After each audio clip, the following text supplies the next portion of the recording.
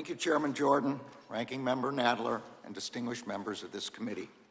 Since I last appeared before you, the more than 115,000 employees of the Department of Justice have continued their work to fulfill our mission on behalf of the American people, to keep our country safe, to protect civil rights, and to uphold the rule of law.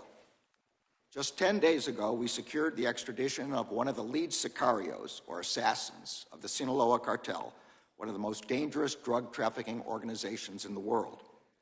Just last month, we secured a 27-year prison sentence for a man who attempted to kill NYPD officers in a terrorist attack in Times Square in 2022. In just the first 3 months of this year, we charged 7 members of a hacking group backed by the Chinese government. We disrupted a botnet controlled by Russian intelligence services, and we seized over $108 million and 500,000 barrels of fuel that would otherwise have enabled the government of Iran to further support Hamas, Hezbollah, and other terrorist groups. We have continued our work to drive down violent crime, work that we know is paying off.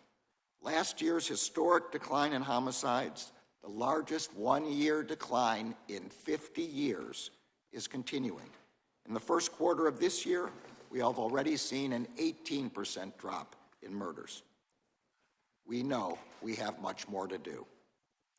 We have also remained steadfast in our commitment to the Justice Department's founding purpose to protect civil rights.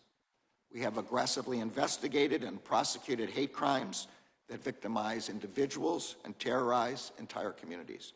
And we have brought justice to the perpetrators of those crimes, like the defendant in Florida who attacked 2 black women because of the color of their skin, the defendant in Michigan who defaced synagogues with swastikas, the defendant in Missouri who set fire to a community Islamic center, and the defendant in Tennessee who committed a series of arsons targeting Catholic, Methodist, and Baptist churches. We have worked to protect the reproductive freedoms that are protected by federal law. In Idaho, we sued to ensure that women in the state would have access to the emergency care guaranteed to them under federal law. We have continued to protect the right to vote and to have that vote counted. We successfully challenged a redistricting plan in Galveston County, Texas. The district court recognized that the plan violated Section 2 of the Voting Rights Act by depriving the county's Black and Latino voters of an equal opportunity to participate in the political process and elect a candidate of their choice. We have continued to prosecute fraud, and we have challenged illegal monopolies that drive up prices for consumers.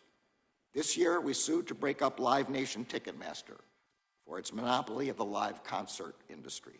And we sued Apple for monopolizing smartphone markets. We have also continued to fulfill our responsibility that underlies all of our work, to uphold the rule of law. That is why we have worked to combat a worrying spike of threats of violence against those who serve the public. Those threats have included targeting of members of Congress, police officers, judges, jurors, election workers, and the Justice Department's own employees. Let me be clear. If anyone threatens public servants with violence, we will hold them accountable. And we will continue to protect our democratic institutions like this one and to bring to justice all those criminally responsible for the January 16th attack on our democracy. As Attorney General, I will continue to forcefully defend the independence of the Justice Department from improper influence or interference of any kind. And I will continue to fiercely protect the integrity of our criminal investigations. Nothing will deter me from fulfilling my obligation to uphold the rule of law. Fulfilling that obligation includes ensuring that the Justice Department respects Congress's important role in our democracy. That is why we have gone to extraordinary lengths to ensure that the committee gets responses to its legitimate requests for information. That is why I have provided the committee with Special Counsel Hur's report, why the Special Counsel testified for more than 5 hours, and why we have gone beyond precedent to provide the committee with the transcripts of the special counsel's interview with the president. But we have made clear that we will not provide audio recordings from which the transcripts that you already have were created.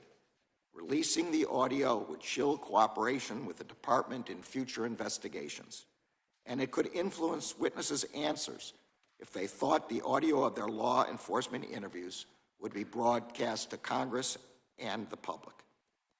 Now, in response, certain members of this committee and the Oversight Committee are seeking contempt as a means of obtaining, for no legitimate purpose, sensitive law enforcement information that could harm the integrity of future investigations. This effort is only the most recent in a long line of attacks on the Justice Department's work. It comes alongside threats to defund particular department investigations, most recently the special counsel's prosecution of the former president. It comes alongside false claims that a jury verdict in a state trial brought by a local district attorney was somehow controlled by the Justice Department. That conspiracy theory is an attack on the judicial process itself. It comes as individual career agents and prosecutors have been singled out just for doing their jobs. It comes as baseless and extremely dangerous falsehoods are being spread about the FBI's law enforcement operations. And it comes at a time when we are seeing heinous threats of violence being directed at the Justice Department's career civil servants.